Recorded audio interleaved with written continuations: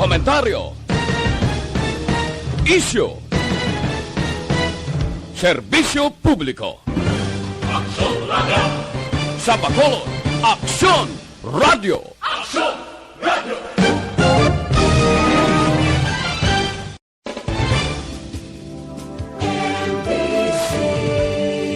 Manila Broadcasting Company. Sa balita, komentaryo, isyu, serbisyo publiko. Aksyon Radio! Sa Bacolod, Aksyon Radio! Aksyon Radio!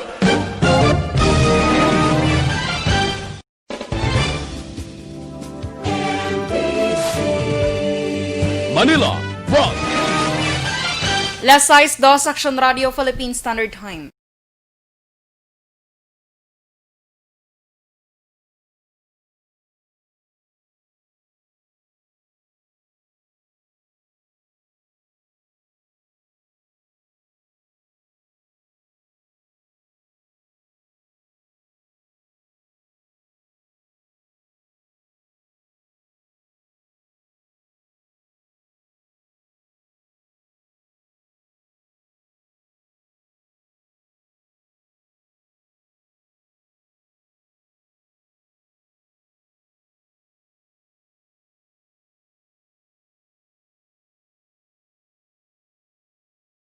Aksyon!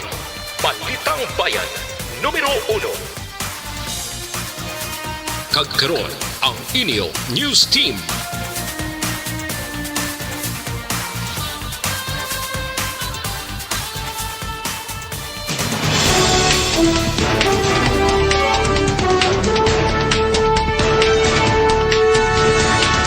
Para sa mga Pangulong dinalaan, una kita sa balita lokal.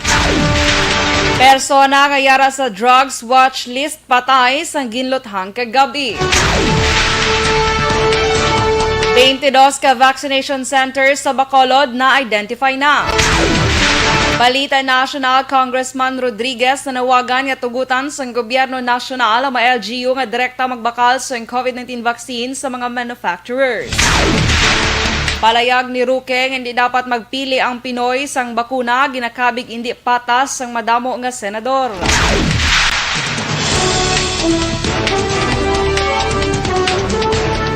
Mayong aga Bacolod, mga Negros Occidental, kag bugos nga Western Visayas, welcome sa pagpangalagad sa Aksyon Balitang Bayan Numero 1.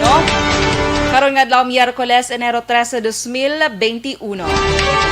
Kaupod ki Aksyon Boy Duran, ini naman si Aksyon Dorel Cabatu. Detalye sa balita lokal pagkatapos gid lamang sini.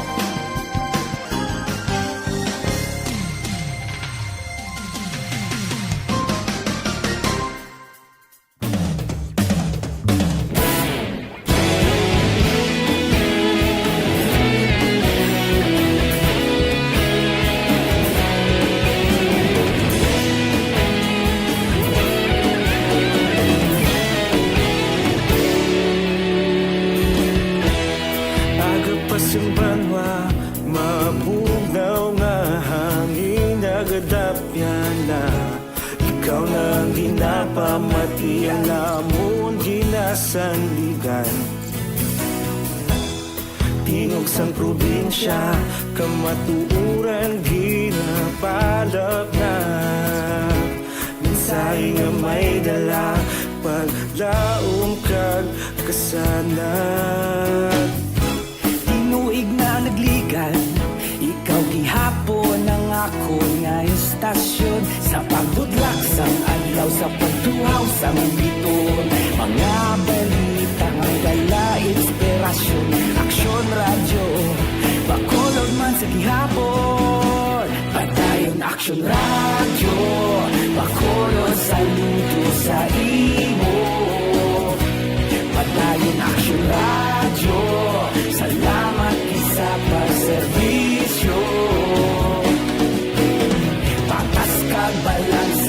matuod na mensahe, wala sang ginagampingan. Padayon Aksyon Radio.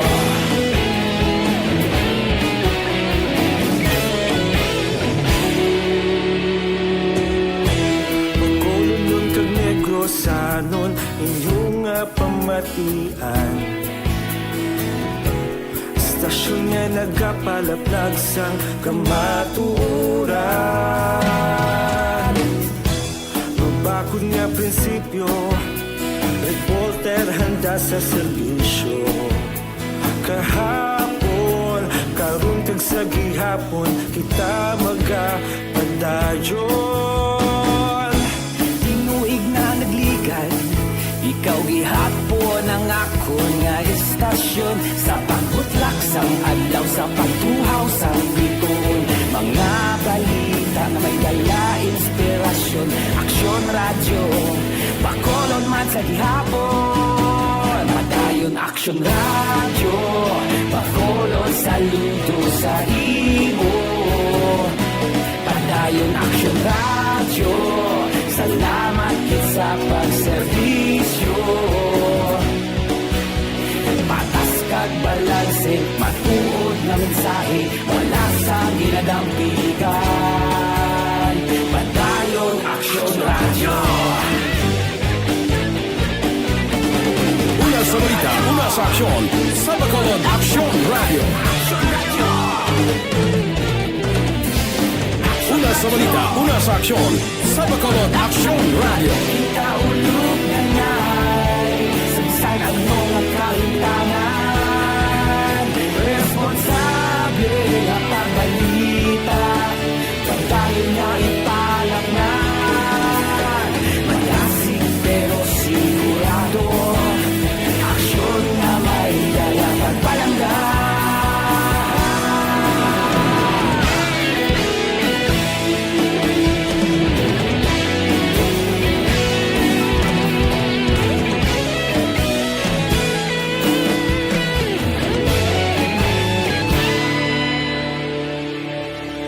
Padayon Aksyon Radio, Bacolod saludo sa imo.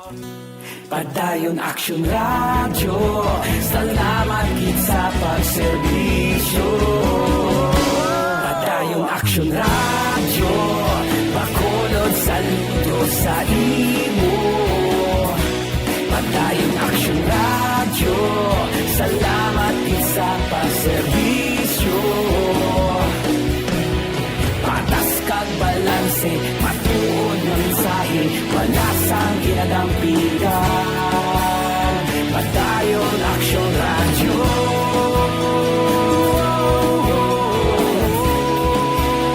Padayon Aksyon Radio.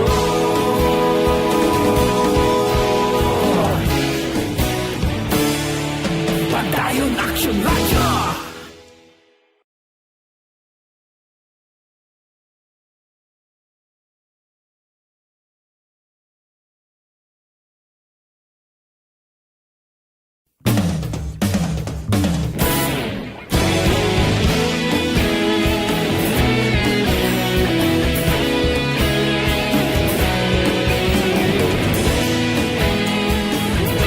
Aksyon! Balitang Bayan, Numero 1.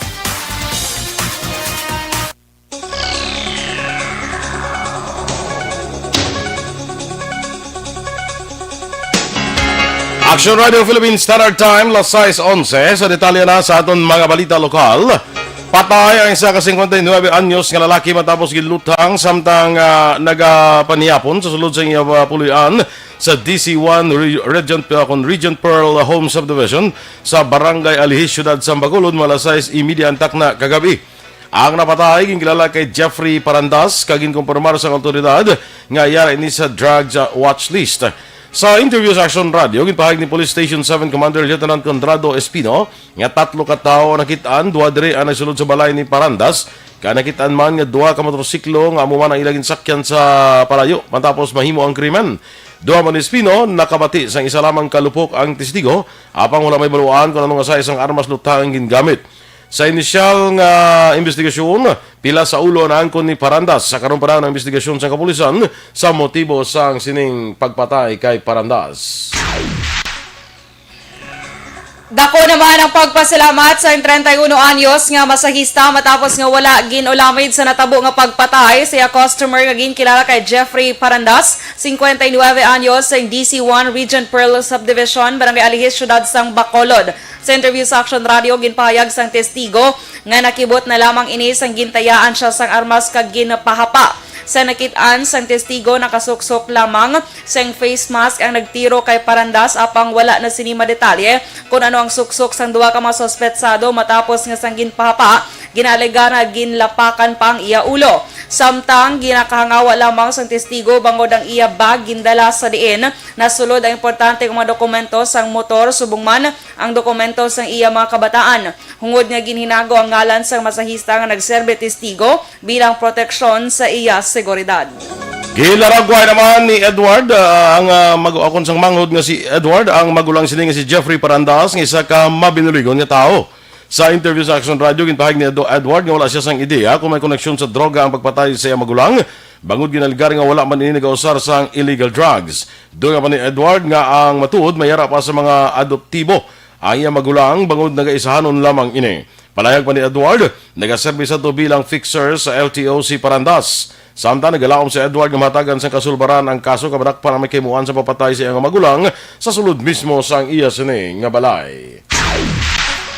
Na-identify na sang vaccination center team sang syudad sang Bacolod ang ginarekomendar nga 22 ka vaccination sites sa tion nga mangin available na ang COVID-19 vaccine. Suro kay City Councilor Numero ang chair sang vaccination center. 22 ka mga health centers ang usaron nga vaccination sites ang iban ang naka-attach sa eskwelahan o kung malapit sa gym sang barangay. Duga pa rin Numero ang vaccination sites ang mayara sang waiting area. Usaron ang gym bilang vaccination area kag usaron naman ang mga classroom para sa post-vaccination observation area o kung obserbahan ang tao sa sulod sang 15 tugto 20 minutos matapos bakunahan. Ginasuwestiyon man sang team ni Numero, mga tanan nga sites ang dapat may refrigerator para sa vaccine storage kag generator para sa power supply. Sunod pa sa konsehal, ining rekomendasyon ang subject pa sa approval ni Bacolod City Mayor Evilio Linardia.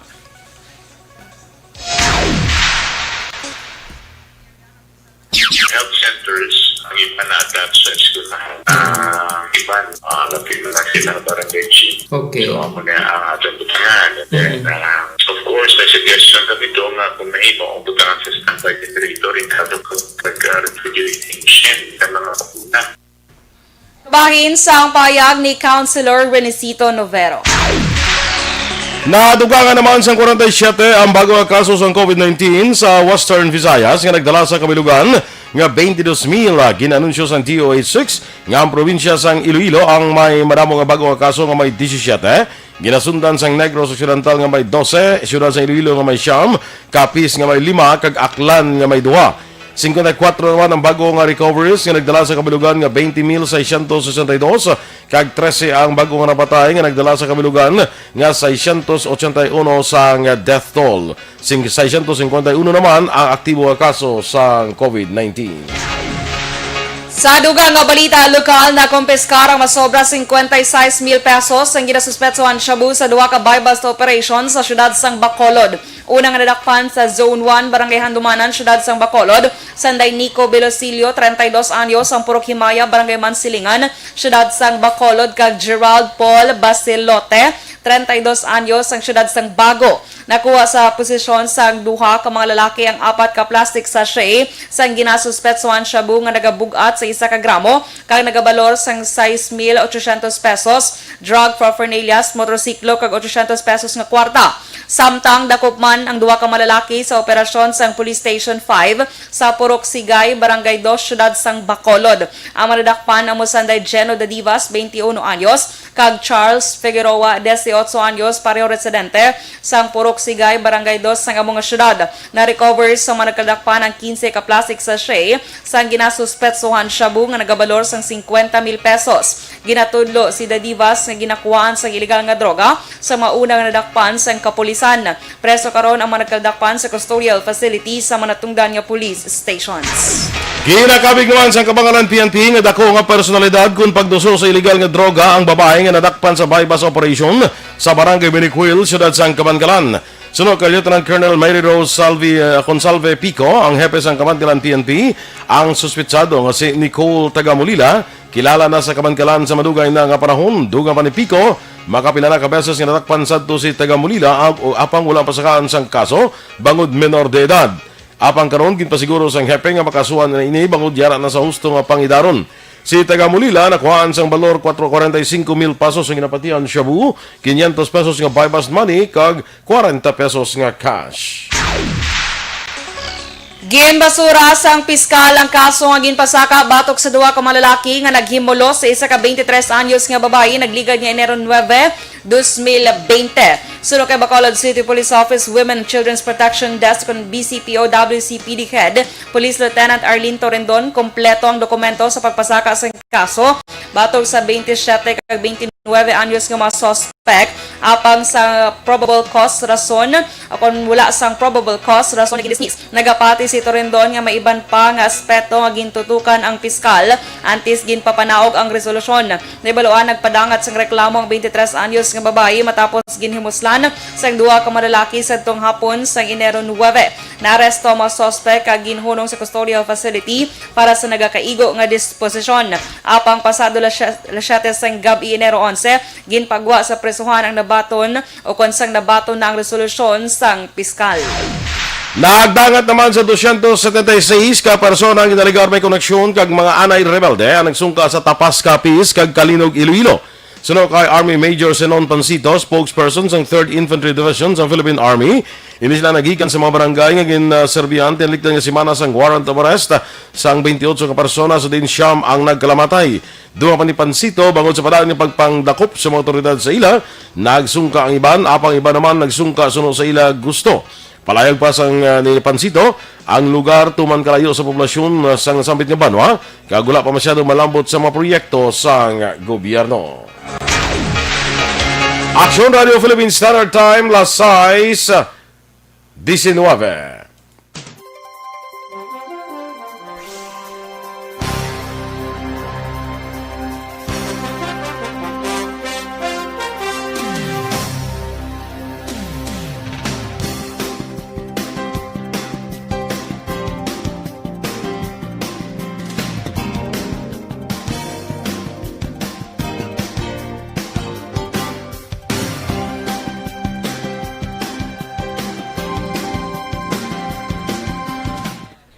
Sige na, good morning Liwat, mga ka-aksyon, and happy birthday, Aksyon Dorel. Yes, thank you, Action Boy. The lady in white, beautiful in white. Ay, kalay. Nagkitaw tayo mo ko sa... Hindi, wala mo na nga. Naingit man niya kung... Nadumduman ko lang ang kanta, lang Beautiful in white. beautiful in white. Sang Westlife na, no? Buti ko kabalo. Sa Westlife na pala nagkanta mo. Happy birthday. Thank you, Action Boy. Ganito may ka din, buhok mama. ko na yung... Dahil lang ka doon Sa nagtala ng kadugay buhok. lang wakta sang Ka-birthday, countdown good to man. nag-abot mo ng birthday mo ba, no? Yes. Sige. Happy birthday ko no halin kay Joval Trinidad. Thank you so much. Yes. Siya kay Titi Huka Ti Tangata sa New Zealand. Good morning. Yes. Alex Montesa, of course. Judy Dan. Nang sir, liyo ko bida ko dako sir sang konser sang hindi ko makita na yun. Sa kay Migo naton One Ball Gallo dira sa Las Vegas, Nevada, kag kay Madam Alma Alvarez Gallo, the former Miss Silay. Yes. Good morning dira Madam Alma. Sige. Dinata to Marilyn Dilar Sikihor. Sa Firmville, Pahanukoy. Sige, ka. Flora May Bakuli Mirasol. Good morning, man. Sa kaya Torrento Pavillar. Roberto Lamis, Michael June Season. Happy birthday ko no, Ihada Dorel. Ay, maninoy mo? Yeah. Ay, Maninoy. Thank you so much. Sige. Oh. Ari na ang aton ng presidente. Dennis may Richard pakanta-kanta Timor siya. Roma. Happy birthday. Ano naman? Ano yung mga hindi mo niya kinakanta, no? Happy birthday to you. Happy birthday, Mami Dorel Cabato. Thank you, Dennis. Sabi pa na yung bongga. kanta, kay kantahan Alin pa rin mo. sa agapo niya pang greet sa Connection Boy mo. Grabe, Thank you, gid. Ged. Why kag ginimuan sa mga dogam sa gadin sa magimo sa mga Sang storya. mga mini mga kwanda mga graphics, mga Ate pictures, ambot lang ni mga- kay Dennis. Doon sa na gad na yan. siya, no? Ah. Erwin Ano Gonzalez. to ya? Si Ah, Rayjan to ya. Vice President si Rayjan, okay. Nag-edit-edit, Action Boy. Erwin Gonzalez, happy birthday, Makonaction Doors. Thank you so much. Alex Fuentes, sige. Say kada sige mo, Clarito. Good morning, man. Michelle Martir, Romy Katso Alcazar sa San Enrique, no? Family Alcazar, more power, man. Sige. Sige, Action Doors. Kay Erms Prospero, hi, good morning. Mayong aga, ginagreet niya lang ko ng pamilya na dra sa may East Homes 3. Ano ni Banaylo Banaylo family ni family, Goray. Oo. Kaya Gio Chua, good morning naman ko siya nga off-air ta. Kay medyo nagabisyo sumato ni Signal Action Boy, no? Hindi gid medyo, kundi nagabisyo. Sige, gid sa'yo. may kwan garo. Yes. Kay Philip Isulat, good morning. Dra sa Maya Buen Retiro Talisay. Ernesto Pineda, ara sila sa may DC2 Alihis. Kay Evelyn Nipomuceno, good morning. Alagad Kevin Henry, ay, yala nadula. Okay, Alagad Kevin Henry, good morning sa imo. Good morning ko no kay Mayor Ernesto Estrao. Future SB, Daf Reliquias, and Baskog sa Serbisyo SB Jason Tembrevilla, Tupas. Kag mayong aga sa tanan ko nga taga Hinubaan. Okay. Kay Alex Monteza, Patamyo ako ang mga tribo size 84 sa Barangay Buena Vista, Gibong, Pontevedra. Kanday Ma'am Gina Salodares Gabitoya, Attorney Rodolfo Catige. Madam, niya salamat. Ma'am Vanessa Mayo, thank you so much sa greetings. Yes. Kaya Pearl Laracas, good morning man. Ronnie Villanueva, good morning. Taga HMOM Medical HMOM Medical Specialty Center. HMOM Medical Specialty Center. Good morning. Kag sasawa nga si Carol. Yes, sige. Standby na taguro ay. Ate, sige Standby tanay sa mga balita nasyonal.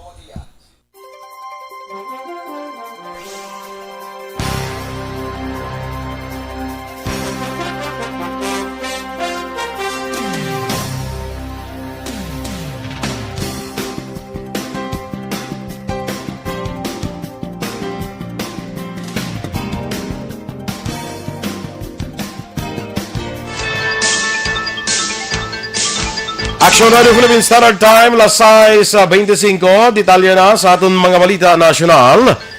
Nanawagan si House Deputy Speaker Rufus Rodriguez nga tugutan sa gobyerno nasyonal ang local government units nga direkta nga magbakal sa COVID-19 vaccine sa mga manufacturers.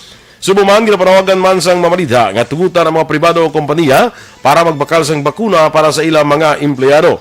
Sunod kay Rodriguez, tuyo sa iya panawagan, agud mahatag ang kinamatarong sa kada Pinoy para maamligan ang ikayong lawas. Patag pa ni Rodriguez, dapat tugutan ang LGU nga magbakal sa kaugalingon nga bakuna, bangod 30 tugtog 50% lamang sa populasyon ang masarangan sa gobyerno. Ginpahayag sang Malacanang nga ang COVID-19 vaccine nga gin-develop sang Sinovac ang mga nagaisahanon nga pilian sa mga Pinoy tubtub sa bulan sang Hunyo matapos nga ang bakuna gin-manufacture sang Western countries ang maging available sa una nga 6 ka bulan sang tuig. Ginhimo ni Presidential Spokesman Harry Roque ang pahayag matapos gin-insister nga hindi dapat magpili ang mga Pinoy nga mag-avail sang libre nga bakuna. Ginpakamalaot naman sa mga babalidha ang palayag ni Roque kag ginpahayag nga kinamatarong sang kada Pinoy nga magpili labi na sa seguridad sa ikayong lawas ang ginaistoryahan. Ginadilian na nga magsulod sa Pilipinas ang mga dumuluong nga travelers gikan sa China kag 4 kiman pa nga mapungsod bilang tikang batok sa bag-o nga variant sang COVID-19. Sunod kay Presidential Spokesman Harry Roque, magluwas sa China. Nalakip na sa travel ban ang Pakistan, Jamaica, Luxembourg kag Oman. Base man sa impormasyon gikan sa Office of the Executive Secretary. Bangon sila nagsaka na sa 33 tanan nga mga pungsod ang mayara sang travel restrictions.